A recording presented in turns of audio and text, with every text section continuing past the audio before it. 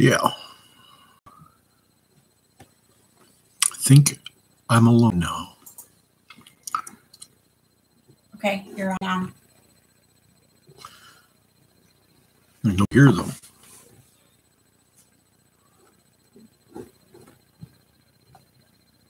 Oh, there's some people. Hey, this is Chicken Johnny. You're live with Chicken Johnny, and I had some problems with the previously set up live, so I opened a new one. I apologize for any inconvenience that may have caused. I think it's just you and me. Oh, there's Jules. Sorry about this, Jules. I had to open a different live. I don't know what I did, but we will figure it out eventually, I'm sure.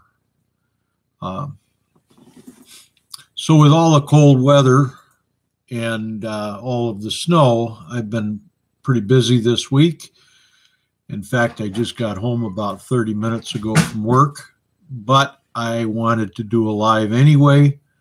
And I thought it would be interesting to talk about just a little bit about market farming and Nature's Own. Hello.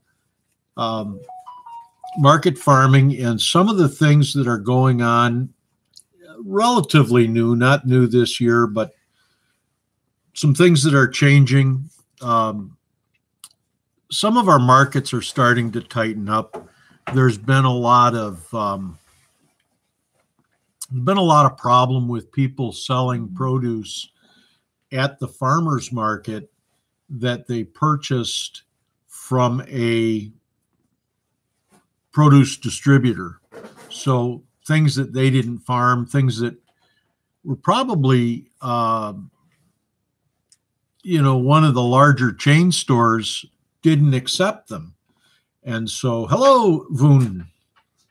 Welcome.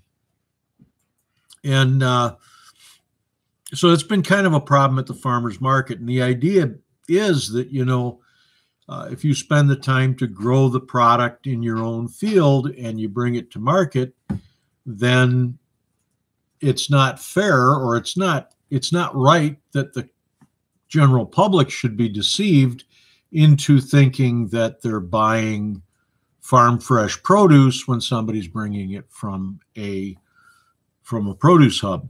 And generally it's stuff that's scheduled to go to the slicer, so it's not even really good condition. So that's one thing that's happening, and the way that they're rectifying that is, hello, Jan. Hello, Mother Goose. I think I've said hi to everybody. Nature's Own. Yeah, I did. I said hi to Nature's Own. But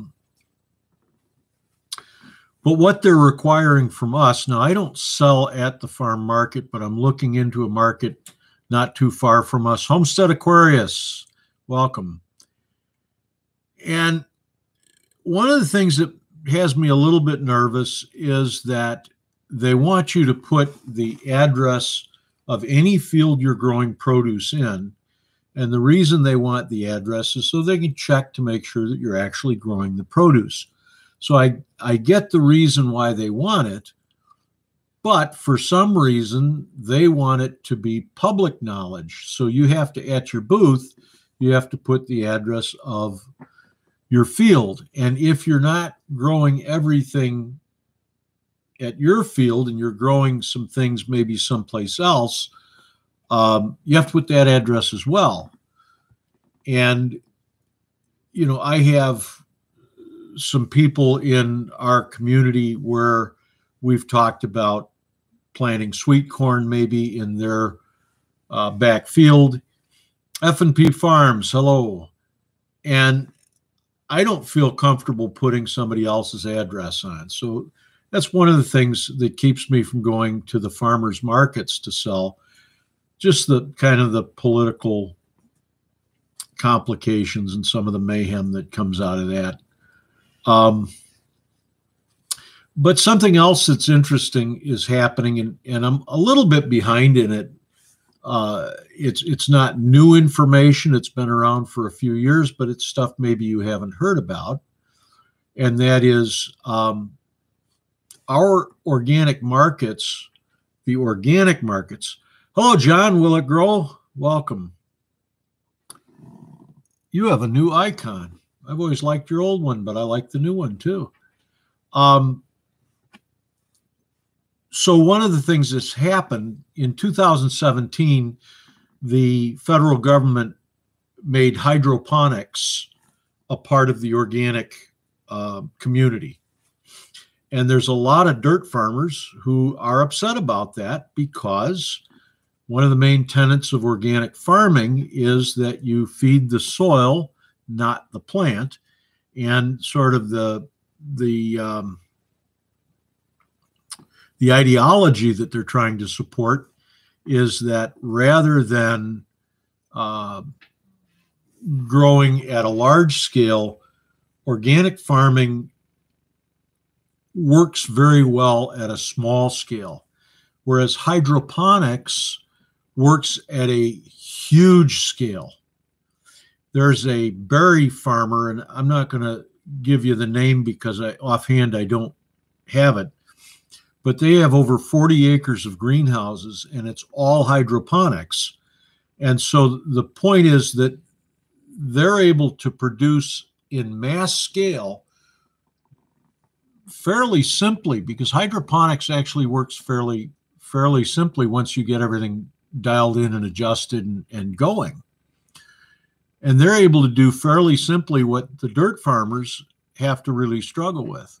So there's a convention. Of course, the COVID-19 has made a lot of this virtual, but there's a convention that's going to be held in, I believe it's June, of the NOAA organization. Now, NOAA in 2017 said no to hydroponics as an organic member. And the reason was just what I said. They're not growing in soil. But the federal government determined that, no, we're going to accept hydroponics. We're going to put that into the label. And what that really, the reason that the federal government is allowing it is because of lobbyists. And the original people from the organic movement are very much against this. You've got several very well-known organic movement people who are involved in this. I'm sure you've heard of Joe Salatin. He's one of the guys that's going to speak. Elliot Coleman and David Chapman. These are, I'm sure most of you have heard of Elliot Coleman. David Chapman is, I think he was the director of NOAA for a while. But also, trying to think of the guy's name, Dowding, Charles Dowding is supposed to be there. I believe he's from England, and he's going to be at the conference. And they're going to talk about whether or not hydroponics should be, well, what they're going to do about it, because the federal government in 2011 created the National Food Act, and part of that is the organic certification, the national organic certification. And so Senator Leahy, and I don't remember what state he's from, but Senator Leahy was really the writer of that bill, that document, and really the spearhead for it. Well, he's now lobbying with the organic farmers to try to keep it in the dirt. You know, one of the original sayings of the organic farming movement was feed the soil, not the plant. So those are some kind of interesting things that I've run across in the last couple of months. As I said, because of this cold weather and the snow, I really haven't been able to do a lot of preparation.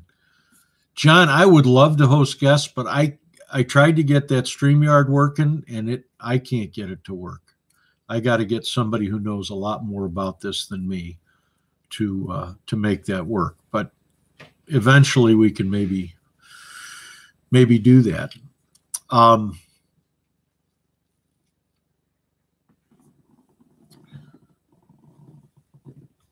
So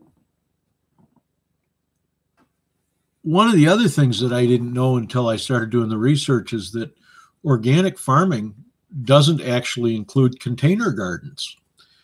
Raised beds are okay as long as they're contiguous to the ground, but if they're up on legs and separated from the ground, they were not until 2017. They were not accepted as an organic method of farming.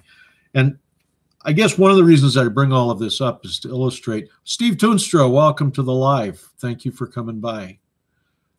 Steve's doing some sweet potatoes that I'm keeping an eye on. I've never been able to get sweet potatoes to form slips. And I realized I was doing it improperly.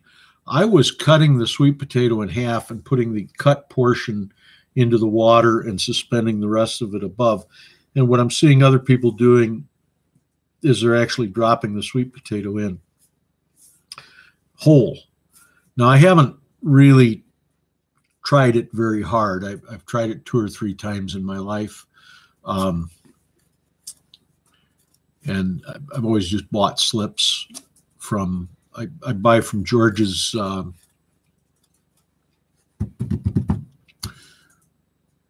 vegetable farm, I think is what he calls them, but George the potato guy. If you want to know about growing sweet potatoes, talk to him. If you want to know about growing slips, you don't want to talk to him because he grows slips and then he sells them to us. So the reason that I bring up the politics of the organic farming is one of the things that I think we need to realize is that what we talk about when we talk about gardening organically and using organic inputs, and John, my microgreens are not, they're not. I don't know what I did wrong. I used some old seed, and so it may have been no good, but I would have expected at least some germination. I got 0 germination. So I replanted. I'm trying again. So they've only been in the ground for 2 days, or in the 10-20 tray for 2 days now. So we'll see how that goes.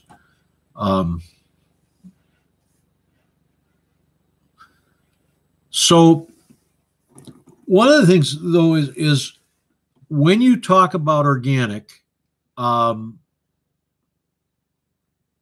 you're generally thinking about not using synthetic pesticides and maybe not using commercially formulated fertilizers.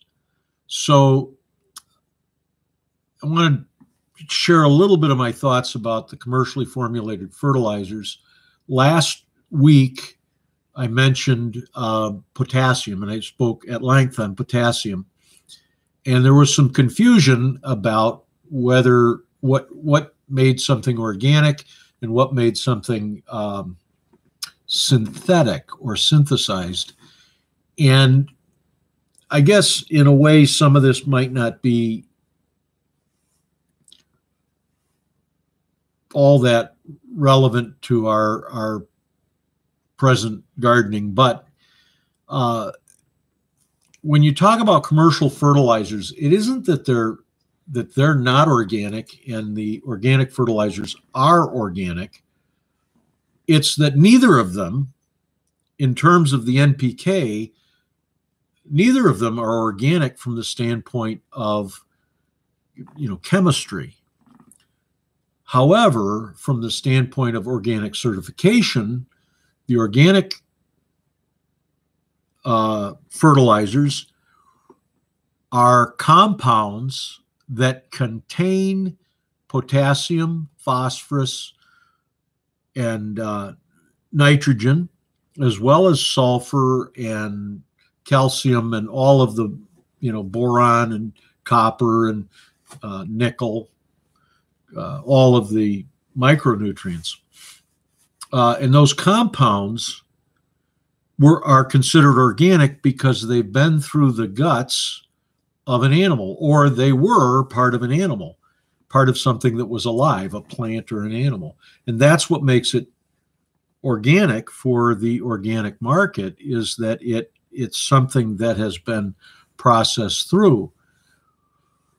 But commercial fertilizers, the nitrogen, the potassium, and the phosphorus, they all come either from mines or through conversion. In the case of nitrogen, they go through a conversion where the carbon dioxide is removed from natural gas, and what you have left over is anhydrous ammonia, which contains a high level of nitrogen.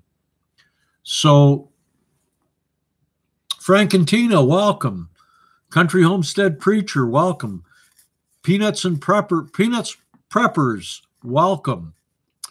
But when you look at a commercial fertilizer, it isn't that the nitrogen, the potassium, and the nitrogen, the phosphorus, and the potassium are not organic. It's that the nitrates, the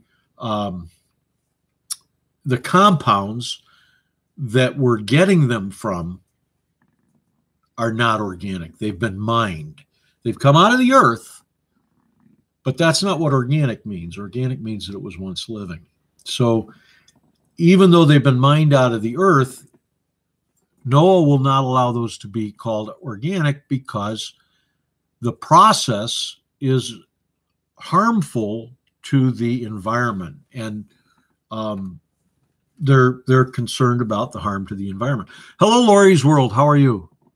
And Colette, welcome, you nutcase. Did I go too far with that, Colette? I don't think so. So it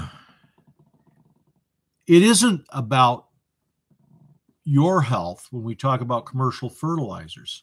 So I think in a garden setting, there's a lot of advantages to spoon feeding your plants with a commercial fertilizer, a formulation of either nitrogen and potassium and phosphorus, or using a formulation of potash.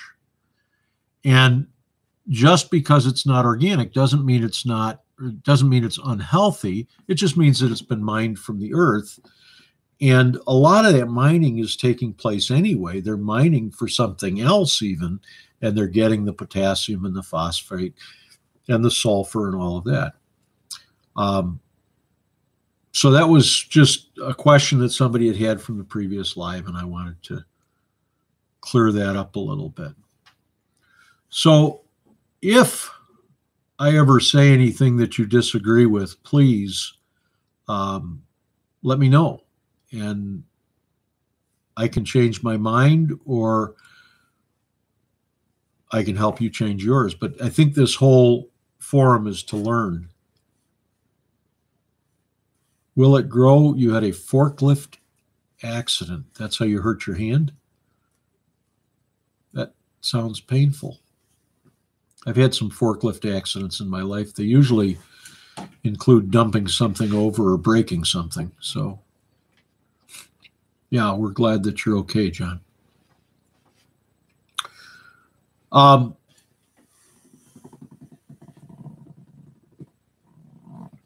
just kind of trying to keep an eye on the chat. Next week, I'm going to talk a little bit about pesticides. Country Homestead Preacher, I am from Northern Illinois. We're on the Wisconsin border just about maybe 40 miles from Lake Michigan, but we're right on the Wisconsin border. And it is cold here. It was pretty warm today, though. It was up in around 29 degrees, I think. I don't think we got to 30, did we? She's looking it up. But it felt really warm. I I was working inside today, whereas Monday we were outside most of the day. 25. It was cold. Well, we hit 25, so 19. quite a heat wave. Yeah, actually, I don't mind the cold weather too much. I prefer going through the seasons. And one of the great advantages of living in an area that has a freeze, a deep freeze. Now this year we probably won't. This year we'll probably have a 30 or 40-inch frost. I haven't measured it at all. I'm not that interested. But in the past, we've had 52 inches of frost. Is not terribly unusual. 33 in southern Louisiana. That's cold for southern Louisiana. I'm the best bald-looking man ever. Yeah, John, you should worry because I make videos about Danny. Uh-oh. Mother Goose is sitting here. I gotta be careful. Yeah, 52 inches deep frost. That it's not terribly unusual. This year, what's saving us? Well, we haven't had all that much cold weather. The last 2 weeks have been, or 3 weeks, have been unbearable, really, compared to, but not compared to previous years. We had 1 year, we had 6 weeks where it hit 20 below every night and didn't get above zero for the entire 6-week period. That was just 3 or 4 years ago. And it's a year like that we'll get a deep frost. This year we've had snow covering the ground probably since December. Yeah, I would say since December. And it's interesting, we had a really heavy snow, so it covered the fields. And normally we don't have snow on our fields because it's so windy, the snow just gets blown away. But Mother Goose always keeps an eye on me. I'm pretty good to look at, so she kind of likes that.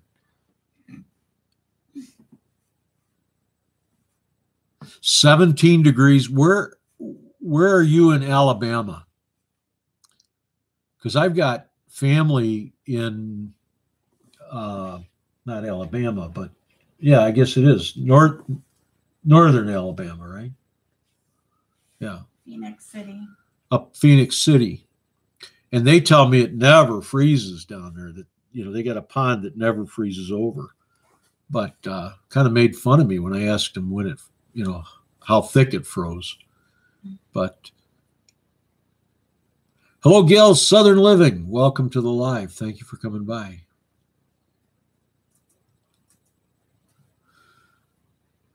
When I was a kid, we were north of here by about 360 miles for Christmas break. And there were times when we'd have 3 feet of ice on the lake. And I think the frost line up there can go down well past 50 inches. But Jan, your pond is frozen? Well, get a pair of ice skates. Of course, it's supposed to warm up here. It's supposed to warm up. It's supposed to get real cold Saturday. And then it's supposed to warm up Monday, Tuesday, Wednesday. We're supposed to be up in the 30s. So I need to find my short sleeve shirts and my short pants. And so I'm going to be working on a roof on Tuesday. So I'll probably just wear shorts. So one of the nice things about living somewhere where you get a frost is if we get a heavy frost, we don't have nearly as many insects the following year. Even some of the weeds get cut down, but it's mostly the insects. Hickory Croft Farms, welcome. Welcome to the live.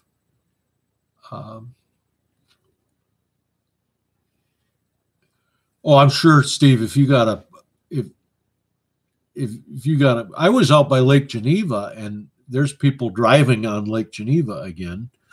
So it's got to be a couple of feet, you know.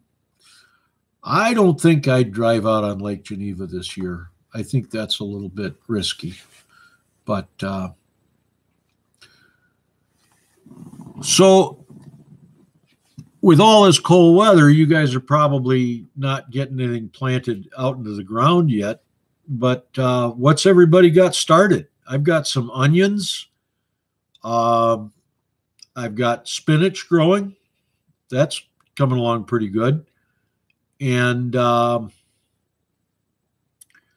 planted some lettuce just as an experiment. I want to grow lettuce this year. I've never grown lettuce for market, and I'd like to do that this year. I think it'd be a decent seller. We're going to do some romaine, probably red romaine, and we'll probably do some butterhead Salanova lettuce.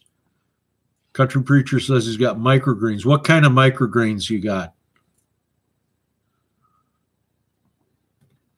Has anybody ever grown sunflower microgreens? Sunflowers as microgreens?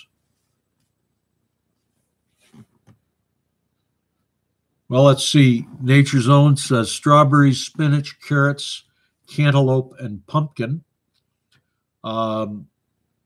Last year I didn't grow spinach. I'll probably grow spinach this year. I just forgot to get it in the ground. But otherwise, we've got all of that. Tomatoes and peppers started. Yeah, I'm going to start my peppers a little early this year. I'm probably going to start them in March. But I need the extra growing time because I'm going to grow some banana peppers that, well, let me get back. I'm going to grow some banana peppers.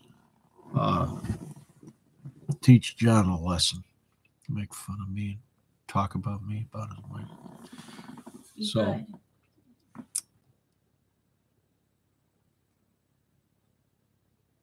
Tina still has lettuce growing from her fall garden. You wouldn't have that here. I don't even have carrots anymore. My carrots got destroyed.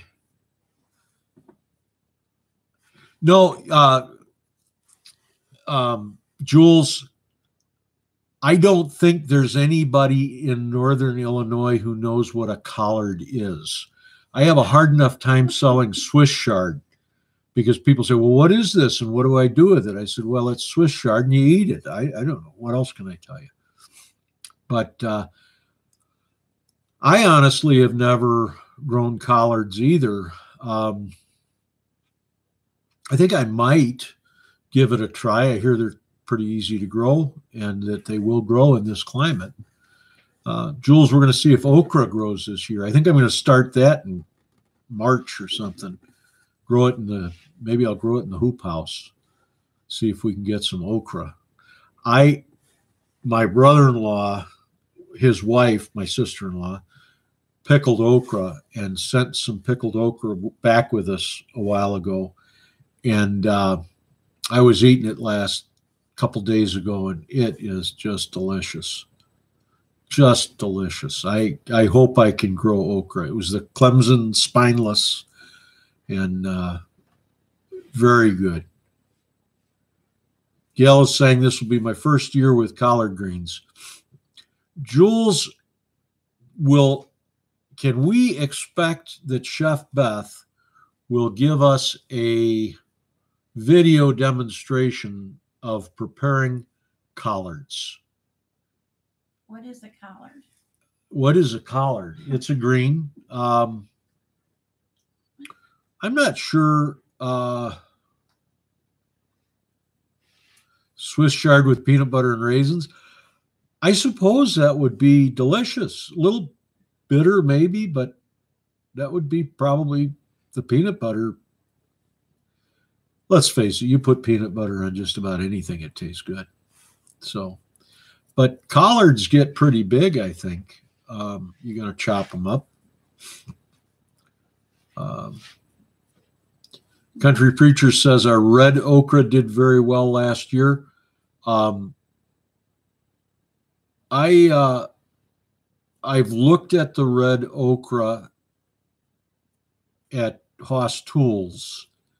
By the way, Haas Tools for all your seed needs. Just go over to Will It Grow, click on his link to Haas Tools, and Shed Wars will get a little extra recognition in the way of dineros. Haas Tools for all your gardening tools and gardening seeds. Collard greens are a member of the, well, that's what I was wondering, Brassica family. So they're related to broccoli. I think it's a distant relative, though. I don't think they talk much. I'm not sure.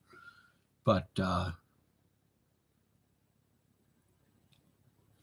will send her our Swiss chard. Country Preacher's asking, do we have devilish fire ants? I did not see a fire ant in my entire life. I had never known what a fire ant was until I went to Texas.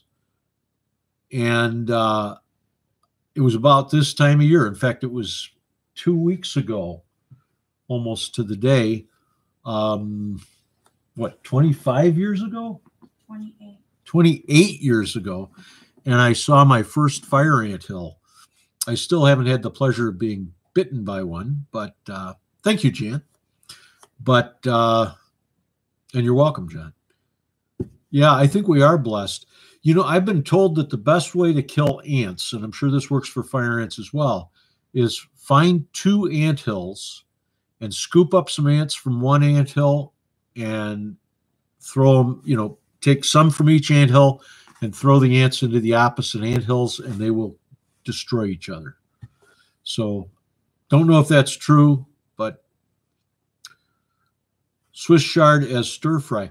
My neighbor up the street buys Swiss chard from us, and she loves it. She does stir fry with it, and they do some other things, and they eat the stems and everything. I always thought that Swiss chard was kind of like kale, and you just cut it off the stems. And I thought, what a shame. Those stems are beautiful. You know, we grow it's multicolored. I forget what they call it. It's rainbow mix or something like that. And I'll tell you what, Swiss chard and kale grow about as easy as anything. Now Swiss chard is a beet. It's actually derived from a white beet. And, you know, they just line bred until they got the Swiss chard. But it's actually part of the beet family, whereas kale is a brassica. But I plant them side by side because the way we harvest them, it works well to have them together. So, but Simply Jan seems to like fire ants. Thank you, Will It Grow. That's a good way to go on it. Put the link right there. If you want to go to Haas Tools, there's the link. I guess this isn't opposite. It's the same. So,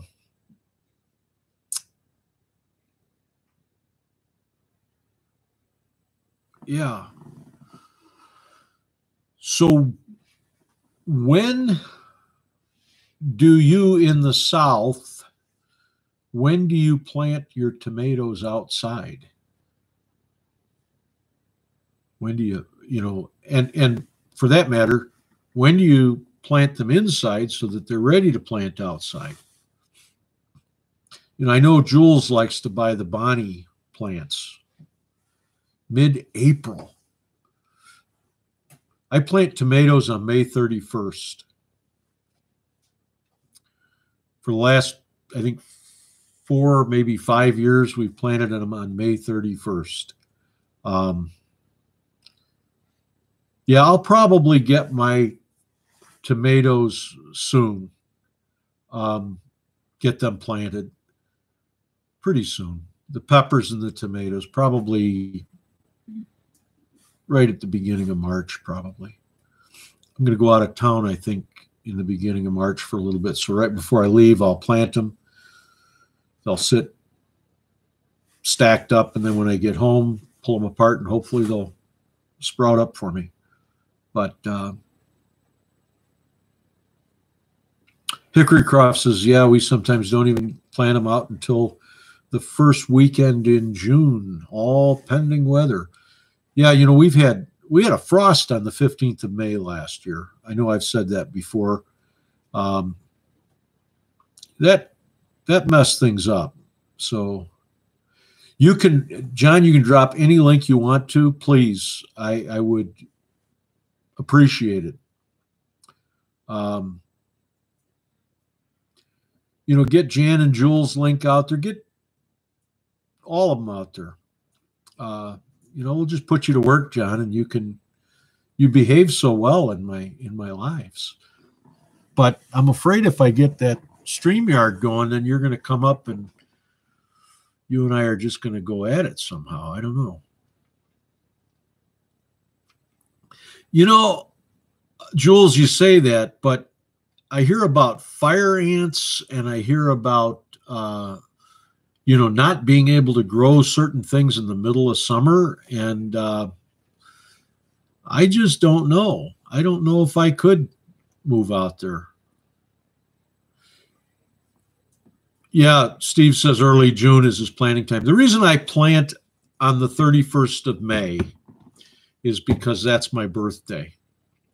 And I absolutely hate tomatoes. I don't mind eating them all that much, but I hate growing them. I hate pruning them. I hate the smell of them. I hate the pests that come to tomatoes. I hate the fact that from June till the second week of August, every person who comes to the farm stand says, "You got tomatoes?" And of course we don't have tomatoes. You don't have tomatoes in Illinois until the third week of August. Now you might have cherry tomatoes or something like that, but you're not going to have a decent tomato. So I hate everything about tomatoes. I'm not a real big fan of watermelon either, except that I love to eat it. But it's tough to grow. Cantaloupes are tough to grow up here. But I'll tell you what grows great is carrots. Carrots grow phenomenally well up here. Beets, you know, and Jules, I'm not trying to rub it in. Mother Goose brought it up, not me. But beets grow really well. That's my favorite. Up here. So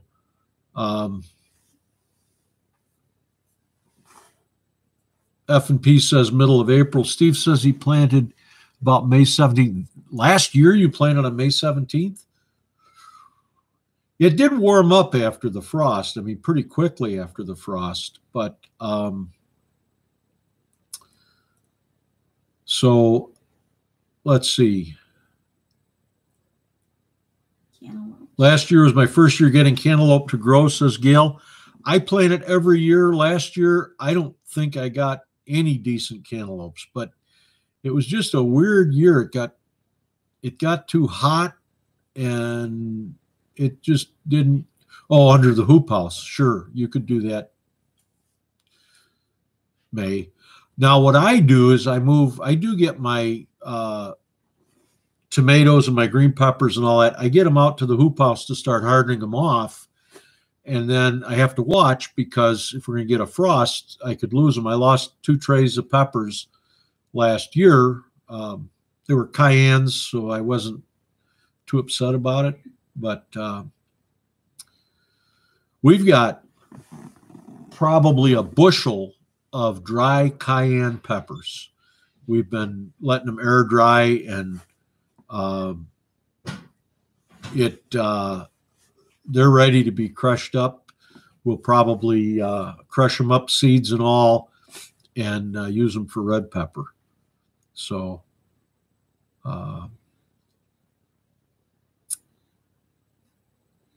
yeah, Hickory Croft's up in Ontario. Are you zone 4 or zone 3, Hickory Croft? I know parts of Ontario are actually zone 3, I think. As long as we're on Canada for a second, last week I shouted out the Canadian gardener, and I'm going to shout her out again, Ashley, the Canadian gardener.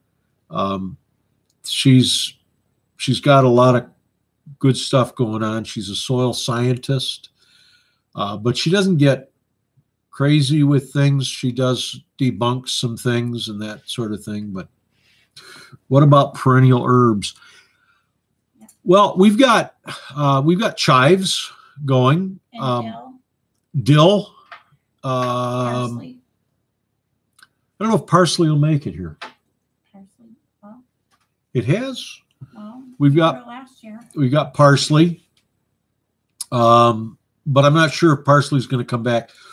The thing that I'm really looking forward to this year is I'm on my 3rd year with asparagus, and I should have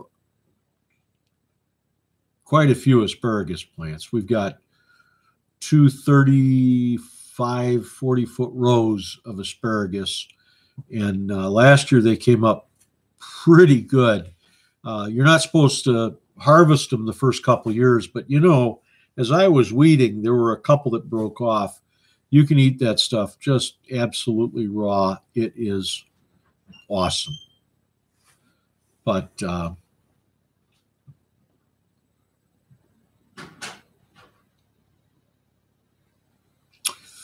so Voon, I'm looking at this holy buckets. You must be talking about the cayenne peppers. Yeah, a lot of cayenne peppers. Do you want to see them? Yeah. Wide Family Homestead, welcome.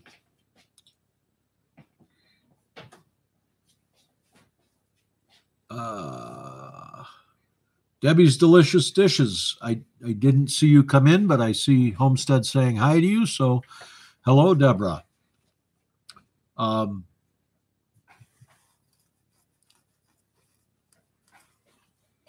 You know, one of the great things about the Shed Wars community, but from what I can see, YouTube in general, is that there's a lot of good community and a lot of sharing, and nobody's really afraid to, you know, share their. This is about half of our cayenne peppers. I don't know. Can you see that? It's the cayenne peppers. So that's about a little bit more than half of them. We got another small tray there. But yeah. And you know, harvesting them is that's the hard part. But what we're planning on doing is grinding them up and probably putting them in little jars. And I don't know if we'll sell them or if we'll just keep it for ourselves. We'll probably sell some because we got quite a bit there. And by the way, if Jacko's allotment, hi all. Hello, Jacko.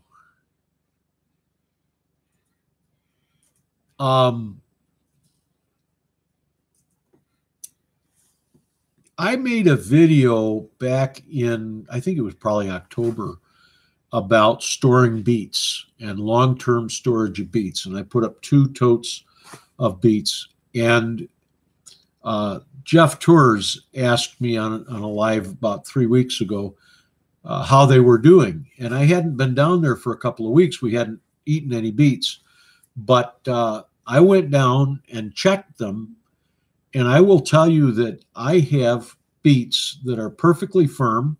They've actually, some of them have actually grown out some leaves. So I'm not sure that they'd be really good to eat at that point. But the other ones, the ones that haven't grown out leaves, they're firm and they are delicious. That's a deal, John. That's a deal. We'll get you. He can have as much as he wants. Yeah, we'll grind you up some pepper powder and we'll get it to you. I'll have to figure out when and how, but soon and through the mail. So, yeah, the trick, Hickory Croft says she's going to use that method of storing beets. The trick to it is you've got to keep the chips damp and cover it. You're not creating a terrarium because there's no light getting in, and there's no standing water, so it just keeps them at a very high humidity, and then we keep them at about 55 degrees. Yeah, you know, recipe for pickled beef. Jules, people do not know. I mean, we go out, I'm sure there's people that do, but we bring stuff out to market. People say, "What's that?" I don't know what that is. Even spaghetti squash. You know, I would think that everybody would know what spaghetti squash is. Ian Dravs, welcome to the live. This is a man who he has made an impact on the diamond in the rough, which is what we call our farm. And if I get my act together right, Ian has contributed in a way that will get us to market with tomatoes faster than anyone. I'll probably be doing some videos about that. It might not get done this year because we've got a lot to get done. So one of the things that Jacko says, even I know what collards are, and I'm from the UK. Yeah, it's funny. What else did people didn't know what Swiss chard was? They didn't know what kale was. A lot of people, but you know, we live in a rural area, and Ian is actually one of my best customers at the stand. He will come out. He'll buy. He makes great sauerkraut. Oh, and he bought, well, we set him up with some cabbage, made a trade. He gave me some sauerkraut. He got some cabbage. Awesome. And then he came and called in our fields after we were done for the year. He and his kids came and got some vegetables. And what a thrill to have somebody come over and feed their family and actually enjoy it. Feed their family from the produce that you've been able to raise. You know, somebody said, "What is it about gardening that you like? Do you make a lot of money at it?" No, I don't. It's an expense. It's not a cost. It's not an income. It's an expense. But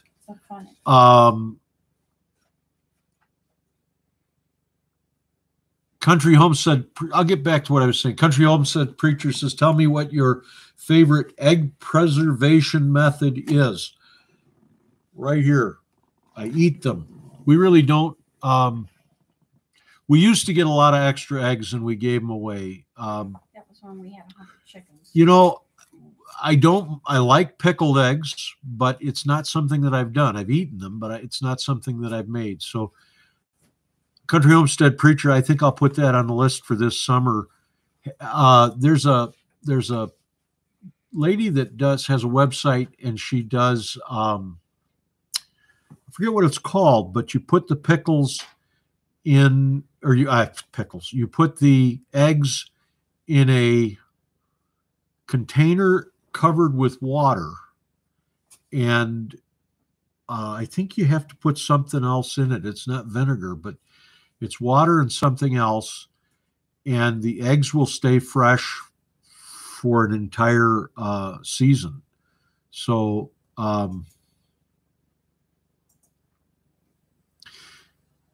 but I will tell you this, lime eggs, that's what it is. Yeah, thank you, Homestead Aquarius.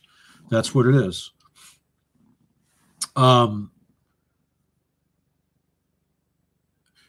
Jacko's allotment, you know, so that's where I first had pickled eggs. I went to a tavern in the south side of Chicago, and I don't know if you've all seen The Wizard of Oz, but one of the Munchkins from The Wizard of Oz owned a tavern on the south side of Chicago. And he had a big jar of hard-boiled eggs, not pickled, but hard-boiled. And we used to go in and he didn't sell the eggs. He gave them away and he expected to buy beer. Well, I don't drink because I'm diabetic. So I'd try to pay him for the eggs and he never let me pay him for the eggs. So Wyden Family Farms says pickled eggs with using beet juice is the best. You're going to have to do a video on that. I need to see it. Bomber Steve says, good day, everyone. It's great to be seen, Bomber Steve. I appreciate you coming out to the live. So getting back to eggs, though, some of you probably know this, but others might not. Fresh eggs, and I mean from the chicken, fresh eggs can sit out on the counter for 6 weeks, and that's not a problem. If by some strange turn of events they should go bad, they will tell you. But fresh eggs can sit on the counter for 6 weeks. In the refrigerator, you get about 7. If you want to hard boil fresh eggs, let them sit for at least 5 weeks and then hard boil them, because then the abulum on the inside of the egg will pull away. You'll get some air sucked into the egg, and it'll be a lot easier to peel. If you want to know if an egg is rotten without cracking it open, you put it in a jar of water or in a pan of water. If it floats, throw it at Will It Grow. If it sinks, you can eat it. If it stands up on end, it's a really good hard boiling egg, and probably just fine. And a lot of people get concerned when they crack an egg open and they see a little white stuff or a little red stuff. There's nothing, that's not blood, and it's not, part of the chicken. It's just a little bit of DNA that came out a little different, but it's perfectly good to eat, perfectly fine. So, yeah. Now I want a hard-boiled egg. No, I didn't mean throw. I forgot he was in the live. I didn't mean throw them at Will It Grow. I meant throw them out in the garden and see if they grow. That's what I meant to say.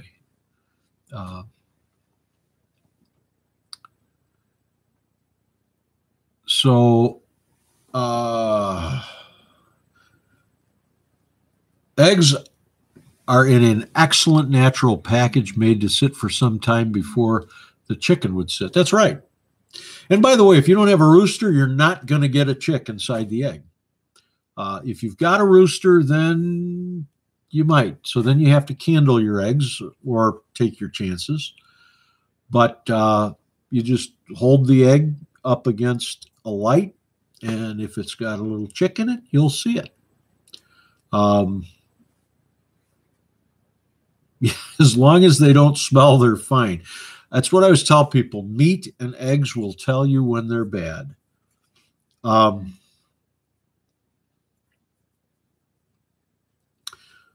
think that's pretty much all my egg trivia. So I'm going to let you go in a minute, but first I'm going to tell you my chicken joke. I originally heard this from Ronald Reagan. I wasn't there personally. He was on TV, and I heard him tell the joke. But this fellow was driving down the road, and he was doing about 45, and this chicken ran past him. And so the guy says, wow, that's the fastest chicken I've ever seen. And he starts following it, and he notices something about the chicken. The chicken had 3 legs. He said, I've never seen a chicken with 3 legs before. That's amazing. So he followed the chicken to the farm, and the chicken ran into a hen house, and he saw a farmer standing there by the hen house, and he rolled down the window, and he says, did you just see that chicken run by? He said, yeah. He says, that's my chicken. He says, well, that chicken had 3 legs. He says, well, I raised 3-legged chickens.